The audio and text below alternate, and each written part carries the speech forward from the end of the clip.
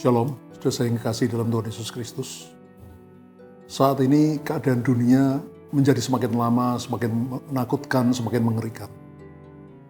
Saudara, baru saja pandemi COVID-19 berakhir. Tiba-tiba muncul perang antara Rusia dengan Ukraina.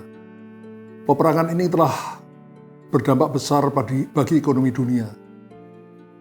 Terutama terjadi kelangkaan dan naiknya harga bahan bakar dan bahan makanan. Karena kedua negara ini adalah produsen bahan bakar dan bahan makanan. Saudara, belum selesai perang antara Rusia dengan Ukraina. Muncul lagi dampak yang sangat mengerikan tentang akibat dari perubahan iklim dunia. Perubahan iklim ini telah menimbulkan kekeringan di berbagai tempat. Di tempat lain terjadi banjir, angin ribut, tanah longsor dan sebagainya. Belum selesai dampak dari perubahan iklim, tiba-tiba muncul lagi perang antara Israel dengan Hamas, yang sampai saat ini belum berakhir dan sudah menimbulkan ribuan korban jiwa. Dan dikhawatirkan bila peperangan ini tidak segera berakhir, akan bisa menjadi lebih besar dan lebih besar lagi, dan bisa lebih menyeret lebih banyak negara yang akan terlibat. Saudara yang kekasih, semuanya ini menimbulkan ketakutan bagi banyak sekali manusia di bumi ini. Tetapi sebagai anak-anak Allah, kita tidak perlu takut, saudara. Kita tidak perlu khawatir. Mengapa? Karena kita punya Allah yang Maha Kuasa, Tuhan pencipta langit dan bumi dan segala isinya.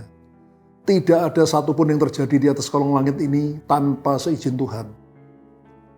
Saudara, Alkitab berkata di dalam Mazmur 56 ayat 4 dan 5. Waktu aku takut, aku ini percaya kepadamu.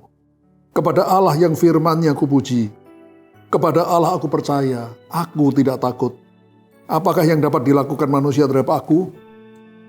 Jadi pemazmur menuliskan bahwa kalau kita takut, kita harus lari kepada Tuhan.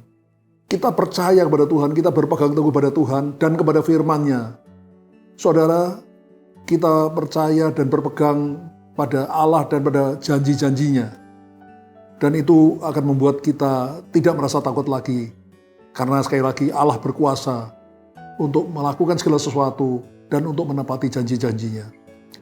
Juga di dalam Mazmur pasal 91 yang setiap hari Minggu kita bacakan, di sana dikatakan ayat 8, ayat 5 sampai ayat 9 dikatakan sebagai berikut.